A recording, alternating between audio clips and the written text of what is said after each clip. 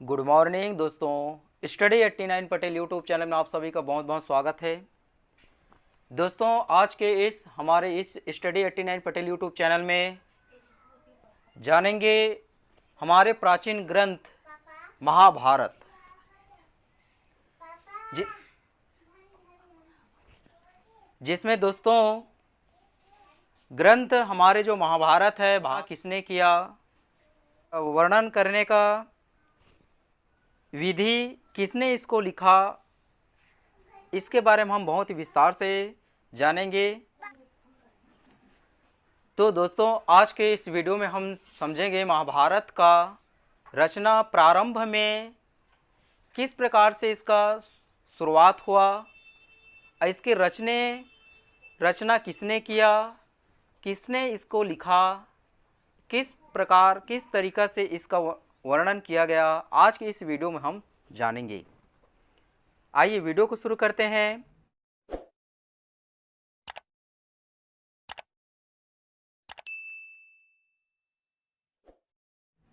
दोस्तों, 5000 वर्ष पुरानी बात है। उस समय जिस समय धरती पर भगवान श्री कृष्ण विद्यमान थे, जिस समय भगवान श्री कृष्ण हमारे इस देश में थे, हमारे भारत में उपस्थित थे, उस समय हमारे भारतवर्ष के राजा थे महाराज शांतनु।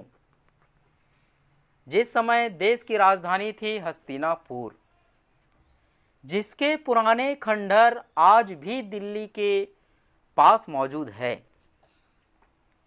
दोस्तों, शांतनु के बाद उनके पुत्र विचित्रवीर्य राजा हुए।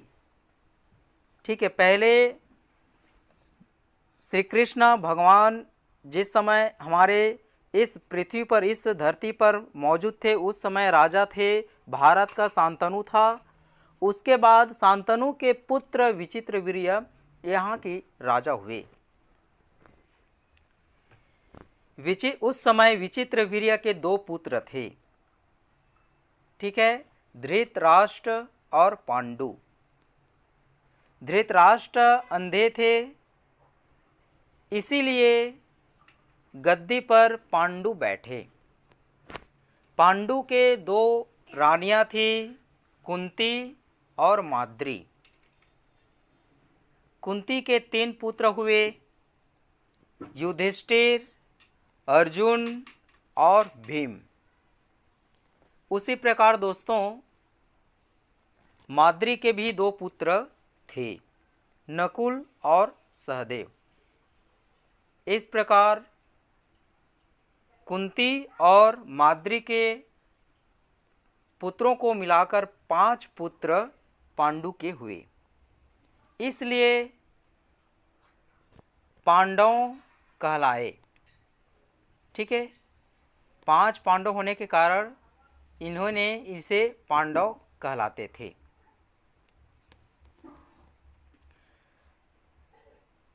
धृतराष्ट्र की रानी गंधारी थी। वे गंधार देश की राजकुमारी थी, जिसे आज गांधार कहते हैं। आजकल यह स्थान अफगानिस्तान में है। उस समय अपना देश वहाँ तक फैला था। धृतराष्ट्र और गंधारी के 100 पुत्र थे। सभी दुष्ट और अल्पबुद्धि थे। वे कौरव कहलाते थे।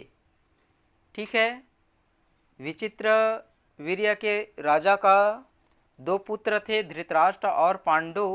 पांडु के 5 पुत्र थे और धृतराष्ट्र का 100 पुत्र थे। परंतु जो कौरव हैं वे पांडव कहलाते थे और ये कौरव कहलाते थे। तो कौरव जो है वे सभी दुष्ट लोग थे, अल्प बुद्धि थे। उनमें सबसे बड़ा दुर्योधन था। वह घमंडी था, पांडवों से बहुत जलता था। एक बार दुर्योधन ने पांडवों को चौपड़ मतलब होता है जुआ, खेलने के लिए बुलाया। युधिष्ठिर को इस खेल का बुरा शौक था, खेल जमा दुर्योधन की ओर से उसका मामा शकुनी खेल रहा था। वह कुटिल था, छल से बाजी जीत ली। पांडव हार गए, शर्त के अनुसार राज्य छीन गया। 12 वर्ष का वनवास और 1 वर्ष का अज्ञातवास हुआ। बेचारे पांडव 13 वर्ष तक वन में मारे मारे फिरे।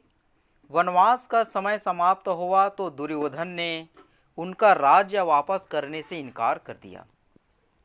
भगवान श्री कृष्ण ने भी दुर्योधन को समझाया, लेकिन किसी की बात पर उनसे कान नहीं दिया।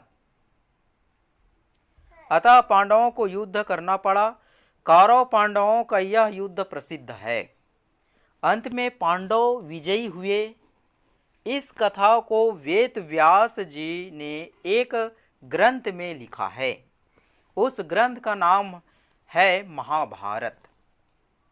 महाभारत दुनिया का सबसे बड़ा ग्रंथ है।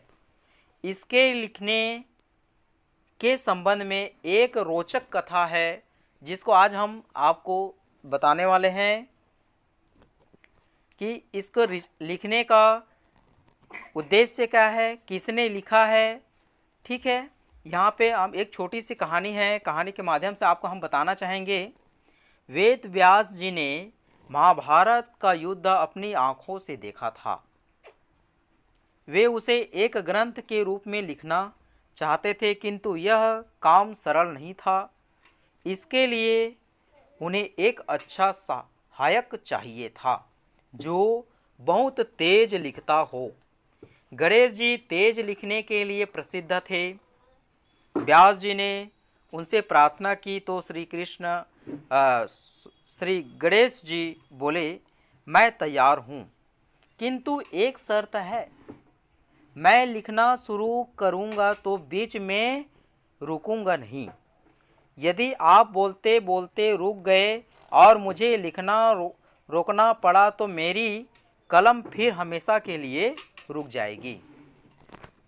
व्यास जी चतुर थे, बोले, मैं तैयार हूँ, किंतु एक शर्त मेरी भी है। आप प्रत्येक श्लोक का अर्थ ठीक प्रकार समझ लें, तभी लिखें। व्यास जी की चतुराई समझकर श्री गणेश जी मुस्कुराए। वे तैयार हो गए। फिर क्या था, दोनों जम गए। व्यास जी बोलते जाते थे, गणेश जी लिखते जाते थे। बीच बीच में व्यास जी कठिन श्लोक बोल देते थे। उसका अर्थ समझने के लिए गणेश जी जब थोड़ा रुकते तो इसी बीच व्यास जी कई नए श्लोक बना डालते थे। इस प्रकार महाभारत का अद्भुत ग्रंथ तैयार हुए। महाभारत के रचयिता भगवान वेद व्यास हैं। इनके पिता मुनि पराशर थे। माता का नाम था सत्यवती। वह एक मछुआरे की कन्या थी। मथुरा के पास यमुना जी के मध्य एक द्वीप में इनका निवास था। इसी द्वीप पर व्यास जी का जन्म हुआ था। इसलिए बचपन में वे कृष्ण द्वैपायन कहलाते थे। बचपन में ही कृष्ण द्वैपायन हिमालय पर चले गए थे। 12 वर्ष तक घोर तप किया।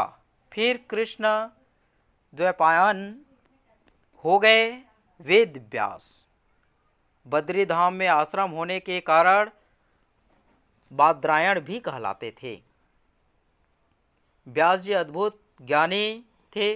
पवित्र वेद को 4 भागों में, जैसे ऋग, यजु, साम और अथर्ववेद में उन्होंने भी बांटा था। ब्रह्म सूत्रों की व्याख्या के लिए 18 पुराण लिखे। महाभारत जैसा विशाल ग्रंथ व्यास जी की ही देन है। यह 5वां वेद कहलाता है। उसी महाभारत की कुछ कथाएं हमारे इस वेद व्यास जी ने बहुत ही विस्तार से लिखे हैं। तो आज के हम इस वीडियो में कि वेद व्यास महाभारत का रचना वेद व्यास जी ने किया, जिसके सलाहकार श्री गणेश जी द्वारा श्री गणेश जी की सहायता लेकर उन्होंने इस संपूर्ण महाभारत ग्रंथ का रचना किया। तो दोस्तों, यह वीडियो आप सभी को बहुत अच्छे लगे होंगे, क्योंकि महाभारत एक संसार का बहुत बड़ा ग्रंथ है, जिसकी रचना के बारे में हमने बहुत ही विस्तार से इस वीडियो में जाने। तो आज का वीडियो यहीं तक। आप सभी को बहुत बहुत धन्यवाद।